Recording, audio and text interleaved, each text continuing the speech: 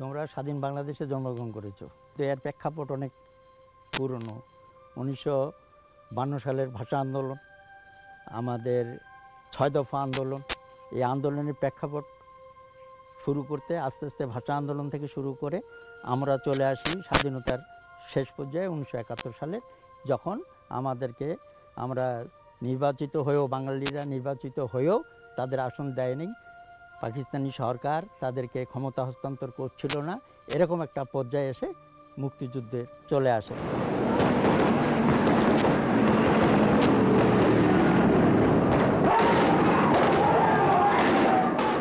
ওরা 144 ধারা জারি করে, আমরা 144 ধারা ভায়োলেশন করার জন্য দিনাজপুর শহরে যাই। বাবার বন্দুক ছিল, বন্দুক নিয়ে আমি শহরে যাই, মহারাজা স্কুলে। এইটা শহর প্রথম আমার সঙ্গে সাইফুদ্দিন আহমেদ ছিল, হাশেম ছিল, এরকম, এবং জনগণ ছিল। জনগণকে নিয়ে আমরা যাই যুদ্ধে, এখানে 144 ধারা ভঙ্গ করতে। কিন্তু যুদ্ধের সময় যেটা আসলো, শেষ পর্যন্ত তখন বঙ্গবন্ধুকে অ্যারেস্ট করে পাকিস্তান নিয়ে গেল, যে বঙ্গবন্ধুর পক্ষে জিয়াউর রহমান বক্তব্য দিলেন, স্বাধীনতা ঘোষণা দিলেন। এই যে ঘোষণাগুলো, এই মধ্যে তখন এই কথাটার একটা মূল্যায়ন কি, যে আমরা যখন দেখলাম যে জিয়াউর রহমান ভাষণ দেওয়া, বক্তব্য রাখা, স্বাধীনতার পক্ষে ঘোষণা দেওয়ার পিছনে কারণটা ছিল এই, শেখ মুজিবকে উদ্বুদ্ধ করে তিনি তো বন্দী অবস্থা ছিলেন। তখন আমার একটা ব্যক্তিগত ধারণা ছিল, যেহেতু বেঙ্গল রেজিমেন্টটা যুদ্ধে নেমে গেছে, তা আমরা এই যুদ্ধে করতে পারবো, এবং যুদ্ধে চললাম।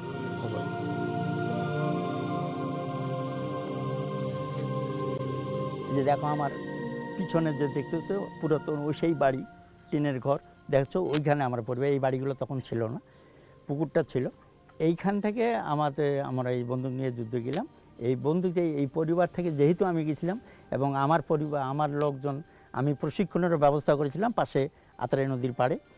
এখানকার যে অবস্থাটা বাম্মার, এইটা পরবর্তীতে আমি যুদ্ধে যাওয়ার, ট্রেনিংয়ে নিতে যাওয়ার পর এখানে জানতে পেরে, চেঙ্গু মোহাম্মদ নামে এক লোক ছিল, তখন আমরা সবাই তার চেঙ্গিস খান করে ডাকতো। এর নেতৃত্বে রাজাকার ছিল, এর নেতৃত্বে পাক সেনাদের নিয়ে আসে আমাদের বাড়ি চারিদিকে, আমাদের গ্রাম ঘেরাও করে, আমাদের গ্রামের উপর অত্যাচার করে, আগুন লাগায় দেয়। 3-3টা মানুষকে তারা মেরে এখানে এই যে পুকুর দেখতেছো সামনে, এই পুকুরে ফেলে দেয়। আচ্ছা, আপনাদের মূল বাড়িটা কি এটাই ছিল যুদ্ধের সময়? না, এই বাড়িগুলো ছিল না, পিছনে মূল বাড়ি পিছনে আছে। চলো তাহলে যাই, আমরা যাই একটু দেখি পিছনের বাড়ি, মূল বাড়িটা কোথায় আছে সেটা দেখি।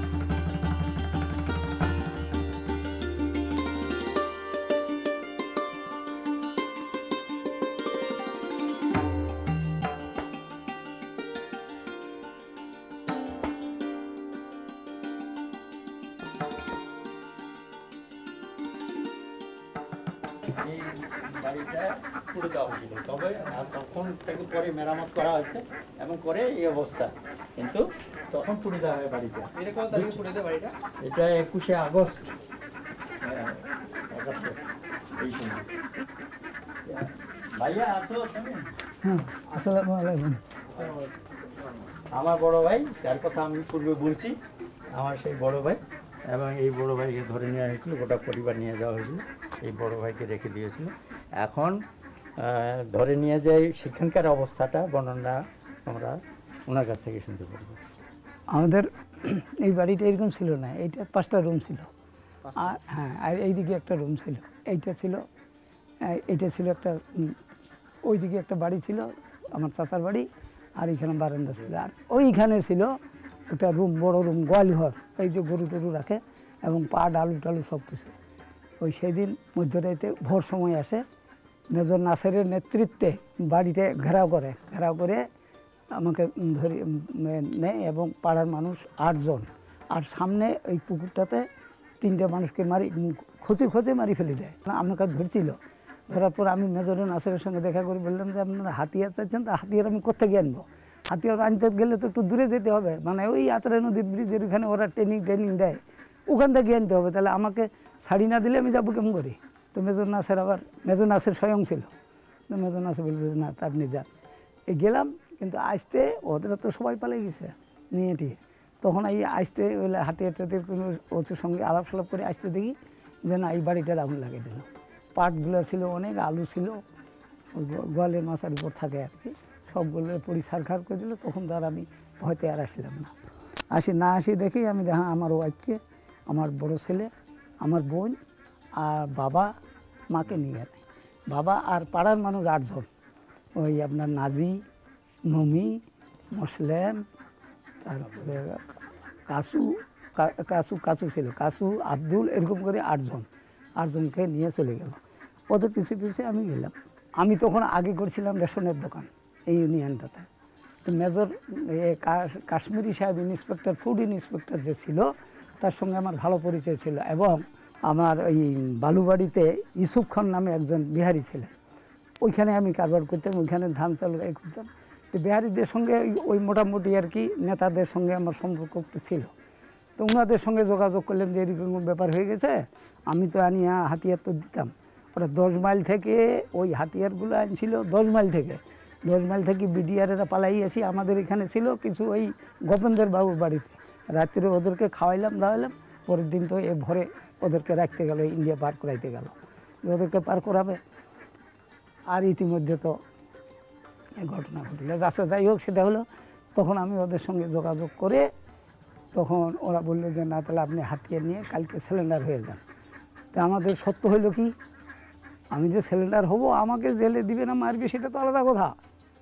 আমার সত্যটা কি, আমার বাবাকে মা তো দেয় না, আমার ওয়াইফকে এবং আমার ছেলেকে আর পাড়া মানুষগুলোকে ছাড়িয়ে দিতে হবে। এই কন্ডিশন যদি হয় তাহলে আমি সিলিন্ডার করব। তোমরা এতক্ষণ আমার বড় ভাইয়ের কথা শুনলে, এখন কি করে বাড়ি ঘর জ্বালাইলো, কি করে ধরে নিয়ে গেল, আমার পরিবারের লোকদের কী করে অস্ত্র সারেন্ডার করলো, এটা শুনলে। এখন চলো আমরা যেখানে প্রশিক্ষণ দিয়েছিলাম আত্রা নদীর পাড়ে, সেই জায়গাটা তোমাদেরকে স্থানটা দেখাবো, ওই জায়গার লোকেশন। চলো।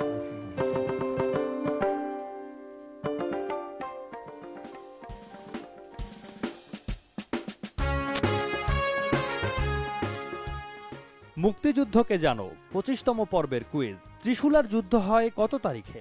এ 3 নভেম্বর, বি 4 নভেম্বর, সি 5 নভেম্বর, ডি 6 নভেম্বর। বৃহস্পতিবারের ভেতর ঠিক জবাব পাঠাও। MJ space A B C অথবা ডি লিখে পাঠিয়ে দাও 16242 নম্বরে। লটারির মাধ্যমে ঠিক উত্তরদাতাদের 3 জনকে পুরস্কার হিসেবে দেয়া হবে মুক্তিযুদ্ধের বই।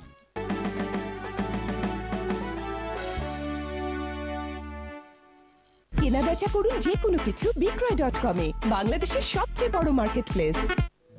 আমি রঙের ভুবনে হারিয়ে গেছি, প্রেমের প্রথম দিন খুঁজে পেয়েছি। LCD, LED, 3D TV. তুমি থাকবে সাথে আমার প্রিয় সাথী।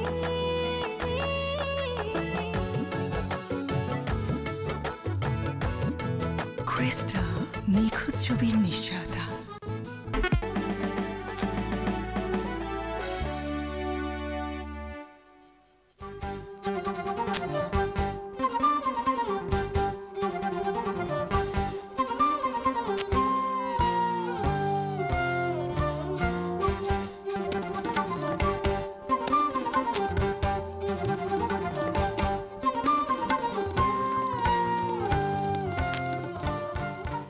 এইখানে বসে আমরা ট্রেনিংয়ের ব্যবস্থা করেছিলাম আমাদের মুক্তিযোদ্ধাদের নিয়ে। তারা ট্রেনিং এইখানে কি করে অস্ত্র পরিচালনা করা, কি অস্ত্র কিভাবে নেয়, কিভাবে ধরে, হ্যাঁ, অস্ত্র ধরার যে কৌশলটা সেইটা, আবার অস্ত্র চালনা, অস্ত্রের মধ্যে গুলি কত থাকে, ম্যাগজিন কি, গুলি ম্যাগজিনে কয়টা ধরে, কোন ম্যাগজিনে কত ধরে, কোন গুলি পজিশন কিভাবে নিতে হয়, পজিশন নিতে হয়। রাইফেল, বন্দুক, স্টেন গান যাই আমরা চালাই, তার একটা পজিশন আছে। তারপরে আবার চানমারি বলে ওটাকে। চানমারিটা হলো এরকম জিনিস যে আমার টার্গেট থাকবে, সেই টার্গেটকে ঠিক করে আমি তখন অস্ত্র ধারণ করলাম।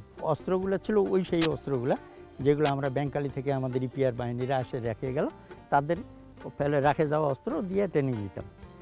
এবং এই ট্রেনিংয়ের জন্য একজন লোক ছিল মুজাহিদ, সে আমার ভগ্নিপতি দূর সম্পর্কে, তার দ্বারাই এই ট্রেনিংটা দিত। আমি ট্রেনিংও নিতাম, আর ছেলেপেলে সংগ্রহ করতাম, ইয়াং ছেলেপেলে যারা স্বাধীনতা যুদ্ধে মুক্তিযুদ্ধ করতে প্রস্তুত আছে মানসিকভাবে, তাদেরকে নিয়ে আমরা এই প্রশিক্ষণ শুরু করি। এবং সেটা ছিল এপ্রিল মাসের দিক। আপনারা কি এখানে ক্যাম্প বানিয়ে এখানেই থাকতেন? এইখানে তো প্রশিক্ষণ না, এখানে চানমারি মানে ফায়ারিং স্কোয়াড হিসাবে, ওই যে মনে করো ওই যে গাছটা, ছোট গাছটা, ওইটা একটা মানুষ, তাহলে আমি ওই মানুষটাকে আমি চানমারি করতেছি এইখান থেকে। কিন্তু যুদ্ধ তো এই দাঁড়ায় এই পজিশনে, কারণ তারও হাতে অস্ত্র আছে, কাজে আমাকে শুয়ে ক্রোলিং করে একটা পজিশন, যে রাইফেলের রেঞ্জ কত, স্টেনগানের রেঞ্জ কত, এলএমজির রেঞ্জ কত, তো রেঞ্জ অনুপাতে নিয়ে আমাকে পজিশন নিয়ে ক্রোলিং করে আসতে হইতো, হামাগুড়ি দিয়ে দিয়ে অস্ত্রটা হাতে থাকতে এইভাবে। এই যে চলছি আমি, এই যে চলছি, যাচ্ছি, যখন আমি রেঞ্জের মধ্যে ঢুকে গেলাম তখন আমি ফায়ার করব। ফায়ার করতে গেলে আমার যে ফায়ার, তখন এই যে নিশানা করলাম, এখানে লাগাইলাম বাট, আর হ্যান্ডেল ধরলাম, আমি আমার টার্গেট ঠিক করলাম, নিয়ে আমি তখন এই যে, কিন্তু ততক্ষণ পর্যন্ত যতক্ষণ কমান্ডিং অফিসার আমাকে নির্দেশ না দিবে ততক্ষণ পর্যন্ত আমি ফায়ার করতে পারবো না। কতদিন আপনারা এখানে প্রশিক্ষণ নিয়েছেন? এখানে এপ্রিল মাসেতে আমরা ট্রেনিং নিয়েছিলাম, এপ্রিল মাসের শেষের দিকে আমি চলে যাই আমার বড় ভাইকে চার্জ দিয়ে, এবং সে তখন এটা পরিচালনা করে। তারপরে তো আমি উচ্চতর প্রশিক্ষণের জন্য ভারতে চলে যাই, ভারতের পানিঘাটা, শিলিগুড়ি পানিঘাটায় ওইখানে। আর যারা যোদ্ধা ছিলেন তারা কি এখানে প্রশিক্ষণের পরে যুদ্ধে যোগ দেন? যুদ্ধে অনেকে যুদ্ধে যোগ দিছে, আবার সবাই যোগ দেয় নাই। ওই যে খানেরা অ্যাটাক করলো আমাদের বাড়িতে, সেখানে তারা আহত হয়েছিল অনেকেই, সেগুলো আর যুদ্ধে যাইতে পারেনি। হ্যাঁ, আপনি বলছিলেন যে এখান থেকে অস্ত্রগুলো আপনার ভাই নিয়ে যায়, তাদেরকে কিছু অস্ত্র দিয়ে দেয়, একদারি অস্ত্র। হ্যাঁ। তারপরেও কি এখানে প্রশিক্ষণ ছিল না শুধু তখন পর্যন্ত? না, প্রশিক্ষণ তখন ছিল, তারপরে প্রশিক্ষণটা অস্ত্রগুলো ছিল প্রশিক্ষণ। আমরা কিছু মুক্তিযোদ্ধা আমার চলে গেল ইন্ডিয়া, কিছু তারা আহত হয়ে তারা আর ইয়ে করলো না, এই অস্ত্রটা তখন থেকে ওটা বন্ধ হয়ে যায়, এবং অস্ত্রগুলো লুকায় রাখে, পরিষ্কার পরিচ্ছন্নতার দায়িত্ব ছিল, লোক ছিল, তাদের মাধ্যমে আমি ফিরে এসে এই অস্ত্রগুলো উদ্ধার করতে পারছিলাম। তোমরা হয়তো প্রশ্ন মনে জাগতে পারে যে আমি কেন একাই প্রশিক্ষণ নিতে গেলাম। এর একটা কারণ ছিল, এখানে প্রথমত একজন প্রশিক্ষক ছিল, তিনার উচ্চতর প্রশিক্ষণ ছিল না।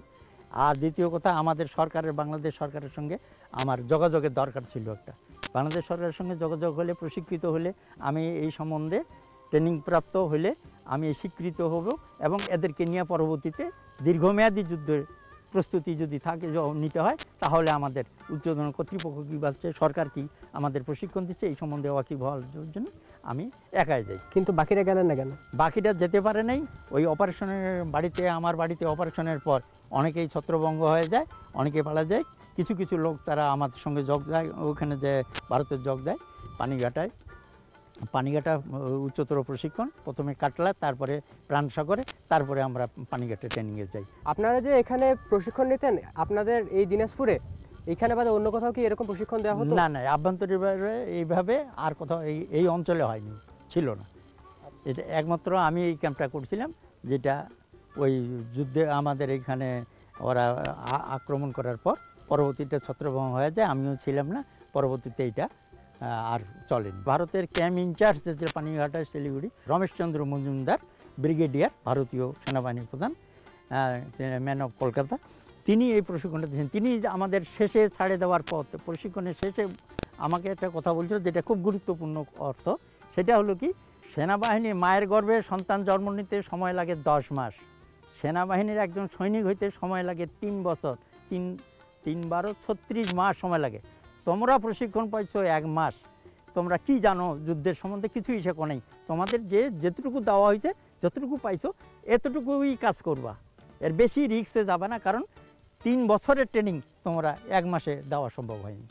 এটা খুব সংক্ষিপ্ত আকারে, যেটা গেরিলা যুদ্ধ, ওই যে আমাদের মাইন বিস্ফোরণ করতাম, কাট আপ করতাম, আমাদের টেলিভিশনের লাইন কাটি দিয়ে পালাইতাম, কোথাও ওরা ডিফেন্স করে আছে, সেখানে যায় ফায়ার করে দিয়ে, হ্যারাসমেন্ট ফায়ার দিয়ে, তারপরে আমরা কাটি পড়তাম, ওরা সারা রাত ফায়ারিং করতে আছে, এরকম আমাদের কাট আপ ছিল। তারপরে ভারতীয় সরকার যখন স্বীকৃতি দেয়, তারপরে যে যুদ্ধগুলো হয়, সেইগুলোতে আমরা 2-1টাতে সম্মুখ সমরে উপস্থিত ছিলাম, এবং আমাদের ডাকে ক্লোজ করে নিয়ে ওদের সঙ্গে দিত, ওরা নেতৃত্ব দিত, আমরা তখন আমাদের সেনাবাহিনীরাও লোকরাও ছিল সেই সমস্ত যুদ্ধে প্রশিক্ষিত, তাদের আন্ডারে তখন আমরা এটা করতাম। যেমন ত্রিশূলের যুদ্ধ করছি, যেমন রামসাগরে করছি, যেমন খানপুরে করছি। এই যুদ্ধগুলোতে আমরা সম্মুখ, কিন্তু সবসময় আমরা সম্মুখ যুদ্ধ ছিলাম না। দিনাজপুরে পাক বাহিনীর ক্যাম্প কোথায় ছিল? পাক বাহিনীর ক্যাম্প মূলত ওই যে কাউগাঁও স্টেশনে ছিল, তারপরে ওই গোদাগাড়ির ওইখানে একটা ছিল, রামসাগরে ছিল, বর্ডার অঞ্চলগুলোতে। আর বিরল অঞ্চলে ছিল, কিন্তু বিরল অঞ্চল আমার এলাকারভুক্ত নয়। আমি সদর উপজেলায় ছিলাম, বিদায় সদর উপজেলার এইগুলো আমি বলতে পারি।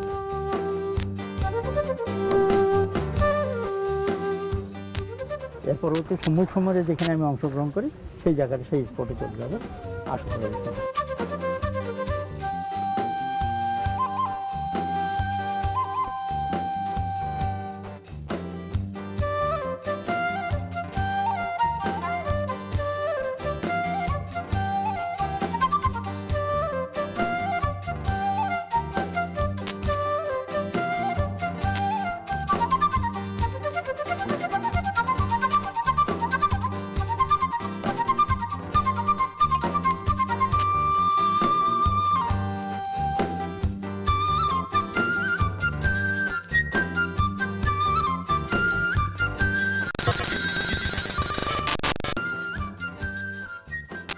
এটাই ত্রিশূলের দিকে এখানে যুদ্ধ হয়েছিল, সে ভীষণ 6ই নভেম্বর 1971 সাল।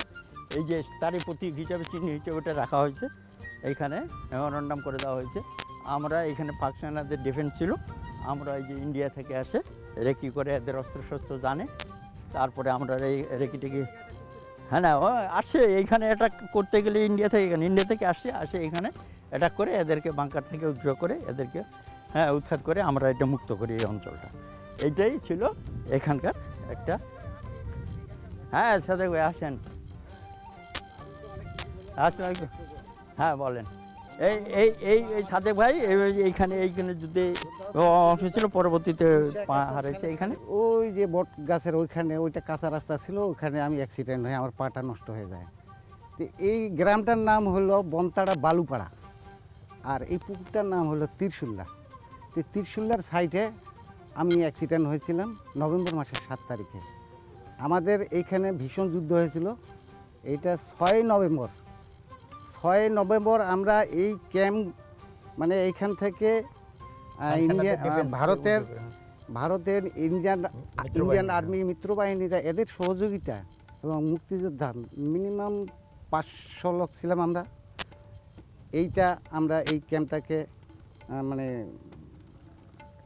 6 তারিখে এটাকে আমরা উড়াই দিলাম, দখল করে নিলাম। নেওয়ার পর এটা আমাদের দখলে নিয়ে নিলাম। এরপরে মোহনপুরে ছিল আমাদের একটা বিরাট শক্ত ঘাঁটি ছিল, সেই পাক হানাদার বাহিনীতে। আমরা 7 তারিখে এখান থেকে আবার রওনা করলাম ওইটাকে মোহনপুরে দখল করার জন্য। তো যাওয়ার পথে আমার ওইখানে কাঁচা রাস্তা ছিল, কাঁচা রাস্তায় ওই মাইন পোতা ছিল, ইন্টিপার্সোনাল মাইন। তো আমরা 500 লোকে অ্যাডভান্স করছি, আমি মাঝখানে ছিলাম।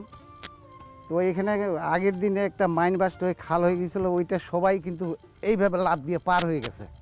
কিন্তু আমি তো আর ওই লাফ দিয়ে পার হয়ে না যাইয়ে এইরকম একটা জায়গা, ওই উঁচা জায়গা আছে, ওইখানে আমি এই ডাইন পাটা উঠাই দিলাম। আর যেই ডাইন পাটা উঠাই দিয়েছে, আপনি ধারাম করে মাইন বাস্ট হয়ে আমার পাটাই ছিঁড়ে গেল, আমাকে নয়নজলিতে ফেলাই দিল। এই যে দেখো আমার আর্টিফিশিয়াল পা। হ্যাঁ হ্যাঁ, তো এইখানেই আমার পাটা নষ্ট হয়। আমি কী কয় এটা, বড়গ্রাম বড়গ্রাম ক্যাম্প আমাদের অপারেশন ক্যাম্প ছিল। বড়গ্রাম থেকে ক্লোজ করে নেওয়া হলো তোমার এই বড়হার ক্যাম্পে। ওখান থেকে ফ্রন্ট ফাইটারে আমাদেরকে এগুলাকে সম্মুখ যুদ্ধে, ফ্রন্ট ফাইট মানে সম্মুখ যুদ্ধে মরোয়ার বাসা সেটা দেখার বিষয় না, কিন্তু ওই মিত্রবাহিনীর সঙ্গে, ওই শত্রু বাহিনীর সঙ্গে আমাদের মুখোমুখি যুদ্ধ করতে হবে। আপনি মরে গেলেন স্যার, এটা দেখার বিষয় না। পড়াহার ক্যাম্প থেকে আমাদের ক্লোজ করে আনলো এখানে ওই ঘিলাবাড়ি ক্যাম্পে। ওখান থেকে আমরা 6 নভেম্বর আমরা ওই মিত্রবাহিনী সহ একসঙ্গে, যৌথ বাহিনী, মানে এগুলো সব একসঙ্গে আমরা 6 তারিখে রাত্রে থেকে রাত 2টার মধ্যে আর কি আমরা অ্যাডভান্স করলাম। এই ক্যাম্পটাকে উড়ার জন্য। 6 তারিখে রাত্রে এইটা আমরা এইখানে ভীষণ যুদ্ধ করে ওদেরকে আমরা পরাজিত করে ওরা ওইখানে এটা আমরা দখল করে নিলাম। আমাদের অবস্থান ছিল এই যে আমাদের এখানে যে প্রফুল্লচন্দ্র মহারাজ যায়, প্রফুল্লচন্দ্রের পাশাপাশি ইনি ছিলেন, ওই যে অবস্থানটা ছিল ওই জায়গায়, আমার অবস্থান ছিল ওই জায়গায়, এই পানের বর দেখছো তার ওই পাশে, এদিক থেকে আসে এই আক্রমণটা এইখানে। আর মিত্র বাহিনীরা দূর থেকে সেলিং করে বাংকার থেকে, আর আমরা সম্মুখ যুদ্ধে সরাসরি যুদ্ধে এবং সরাসরি ভারত থেকে সেখানে আমার এই যে আর্টিলারি বম এইখানে সরাসরি এখানে অবিরত যুদ্ধ তো, দুই পক্ষে ক্রসিং যুদ্ধ ছিল।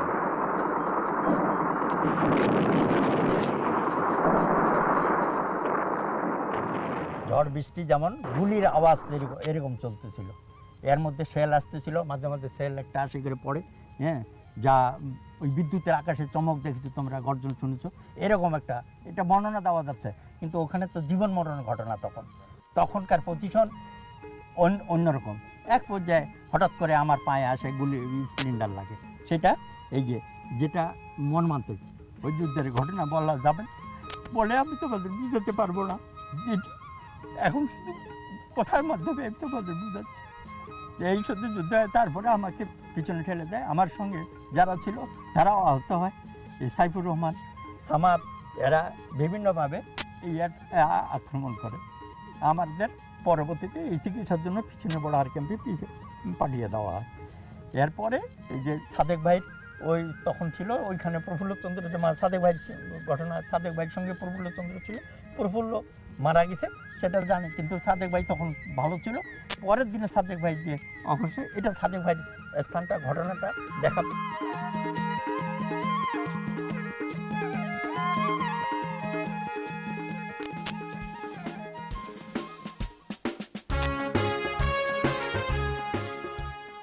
মুক্তিযুদ্ধকে জানো 25তম পর্বের কুইজ। ত্রিশূলার যুদ্ধ হয় কত তারিখে? এ 3 নভেম্বর, বি 4 নভেম্বর, সি 5 নভেম্বর, ডি 6 নভেম্বর। বৃহস্পতিবারের ভেতর ঠিক জবাব পাঠাও, এমজে স্পেস ABC অথবা ডি লিখে পাঠিয়ে দাও 16242 নম্বরে। লটারির মাধ্যমে ঠিক উত্তরদাতাদের 3 জনকে পুরস্কার হিসেবে দেয়া হবে মুক্তিযুদ্ধের বই।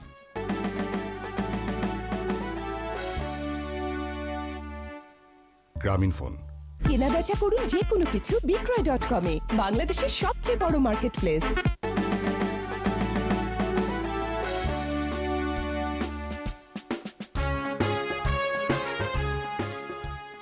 মুক্তিযুদ্ধকে জানো 25তম পর্বের কুইজ। ত্রিশূলার যুদ্ধ হয় কত তারিখে? এ 3 নভেম্বর, বি 4 নভেম্বর, সি 5 নভেম্বর, ডি 6 নভেম্বর। বৃহস্পতিবারের ভেতর ঠিক জবাব পাঠাও, এমজে স্পেস ABC অথবা ডি লিখে পাঠিয়ে দাও 16242 নম্বরে। লটারির মাধ্যমে ঠিক উত্তরদাতাদের 3 জনকে পুরস্কার হিসেবে দেয়া হবে মুক্তিযুদ্ধের বই। মুক্তিযুদ্ধকে জানো 24তম পর্বের কুইজের ফলাফল। প্রশ্ন ছিল দিনাজপুরের প্রথম প্রতিরোধ যুদ্ধে কতজন শহীদ হন? সঠিক উত্তর বি 2 জন। এই পর্বের বিজয়ীরা রাফিউজ্জামান, আতিক ও রাকিব। যথাসময়ে তোমাদের ঠিকানায় পৌঁছে যাবে পুরস্কার। ওই যে পুকুরের পশ্চিম পাশে ওইগুলো বাড়ি টাড়ি কিছু ছিল না, এখন তো বাড়ি হয়ে গেছে। এটা পুরো একটা পাহাড় ছিল, এইখানে বাংকার, ওইখানে বাংকার, এইটাও বড় বাংকার ছিল, বুঝছো? এই বাংকারে ওদের রেশন টেশন এগুলা মানে গাড়িতে করে আনি পাকিস্তানি হানাদার বাহিনীরা এখানে রাখতো, গোলা বারুদ সবগুলো এইখানে রাখতো। আর এইখান থেকে ওদের খানা দানা এগুলোই মানে সব কিছু এই করতো। গরুর গাড়ি থেকে রেশন নিয়ে আসতো। এটা কাঁচা রাস্তা ছিল, কাঁচা রাস্তা দিয়ে এই গরুর গাড়ি করে এখানে এই বাংকারের ভিতরে রেশন ওরা রাখতো। আর ওখান থেকে বাইর করে ওই যে টাজাকারেরা যে আসে, এদেরকে সহযোগিতা রাজাকারেরাই সহযোগিতা করছে। রাজাকারেরা এদের ওই রেশন টেশনগুলো এই রুটি বানাই ওরাই খাওয়াইতো। আবার এই রাজাকারেদের দিয়ে এইগুলা পাহারা মানে দেওয়াইতো, এবং রাজাকারকে দিয়েই মানে এই নারী নির্যাতনটা করাইছে বেশিরভাগই ওরাই রাজাকারদেরকে নিয়ে। এই রাজাকারের যদি না হইতো তাহলে আমাদের এত কষ্ট, এই স্বাধীনতা আরও দ্রুত গতিতে হতো আমার মনে হয়। তা এই যে এটাও একটা পাহাড় ছিল, দেখো জায়গাটা, দেখো এই জায়গাটা দেখো কীভাবে। হ্যাঁ, ওই যে বাড়িগুলো দেখা যাচ্ছে ওগুলো তখন এখানে কিছুই ছিল না, খালি পুকুরের পাড় ছিল। এই জায়গাটা এইগুলো মাটি কাটি করে ফেলাইছে এইগুলো, মানে এইটা এই জায়গাটা দেখো তোমরা, এই যে বিরাট বাংকার ছিল এইখানেও। এই গাছের বড় বড় গাছগুলো কাটি নিয়ে আসি, মাটির ভিতরে গর্ত করে ওই গাছ উপরে ফেলাই দিয়ে এইভাবে মাটি উপরে দিয়ে দিত। বম্বিং করলেও সেখানে কোনো কাজ করতে পারতো না। ওরা এইভাবে ক্যামোফ্লাইজ করে তৈরি করছে এই জিনিসগুলা।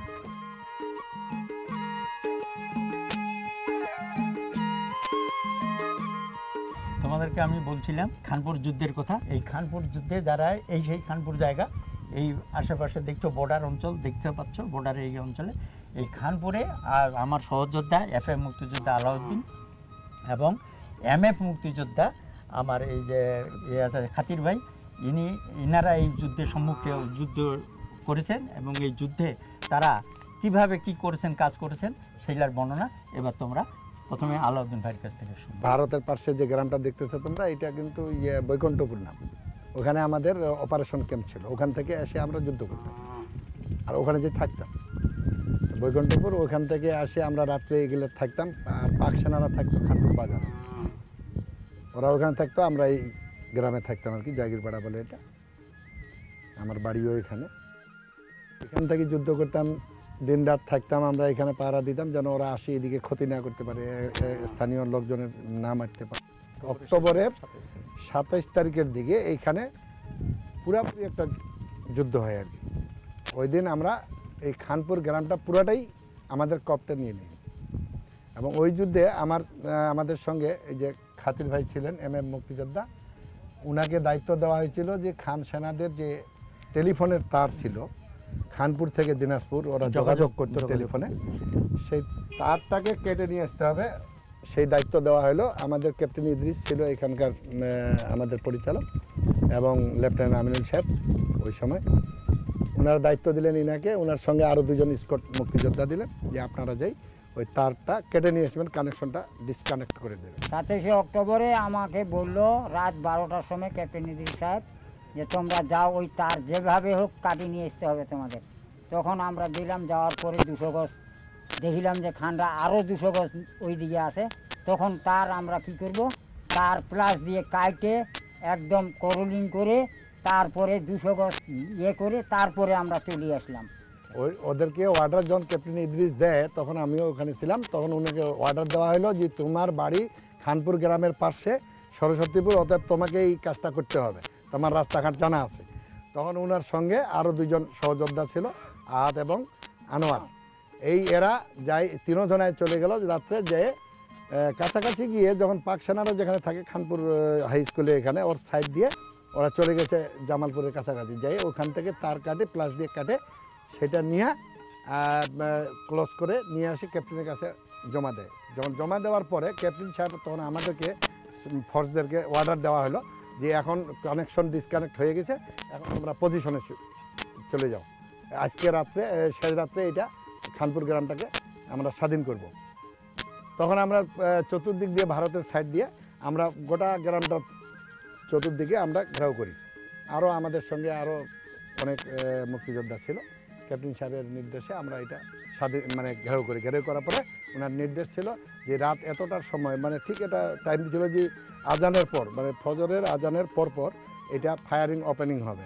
ফায়ার ওপেন হবে সেটা বৈকুণ্ঠপুর ভারতের ওইখানে একটা এমজি ছিল, মানে মেশিন গান, ওরা ফার্স্ট শুরু করবে। শুরু করার পরে আমাদের ফায়ার ওপেন হবে। তখন ওরা যখন রাত 4টার সময় যখন এই ফায়ার ওপেন করে, তখন আমরা সাইডে যারা ছিলাম খানপুরের ডানে বাঁয়ে, তখন আমরা ওপেনিং করলাম ফায়ার। তুমুল যুদ্ধ শুরু হয়ে গেল।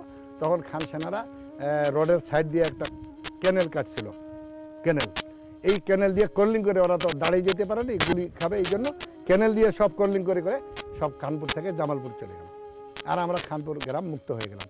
তখন আমাদের মিত্র বাহিনী ছিল ভারতের সেনারা, তারাও এখানে আসলো আমাদের পিছিয়ে পিছিয়ে আসে, এইখানে ওরাও পজিশন নিয়ে নিল। ওইখানে পজিশন নেওয়ার পরে আমরা তখন সব স্টপ হয়ে গেলাম, এখান থেকে ফায়ার দিই ওদের কাছে জামালপুর গ্রামের দিকে, আর ওরা ওইখানে জামালপুর গ্রামে চলে গেল, আর আমরা খানপুরটা দখল করে নিয়ে নিলাম। তোমরা এতক্ষণ আমার দুই সহযোদ্ধা কাছ থেকে স্বাধীনতার যুদ্ধ আমরা কিভাবে করেছি এই কথাগুলো শুনলা। শুধু কথাগুলো শুনলে না, স্পটে দেখানো থাকলে এটা তোমরা নিজেদের মধ্যে লালন করবে। আগামী দিনের প্রজন্ম তোমাদের কাছে এবং তোমাদের পরবর্তী তোমরা যে যখন জীবন যুদ্ধে অবতীর্ণ হবে, এই ধ্যান ধারণাকে সামনে রেখে আমাদের ত্যাগের কথা, দেশবাসীর ত্যাগের কথা ধারণ করে তোমরা তোমাদের কার্যক্রম চালাবে। শুধু মনে রাখবে স্বাধীনতা এমনি আসে, দীর্ঘ প্রতীক্ষিত, দীর্ঘ ত্যাগের বিনিময়ে এই স্বাধীনতা এসে এর লালন পালন এবং ধারণ করা এবং পরবর্তীতে এভাবে স্বাধীনতার চেতনাকে জিয়ে রাখার দায়িত্ব তোমাদের। দাম দিয়ে কিনেছি বাংলা, কারোর দানে পাওয়া নয়। আমি দাম দিছি প্রাণ লক্ষ কোটি, জানা আছে জগৎময়। আমি দাম দিয়ে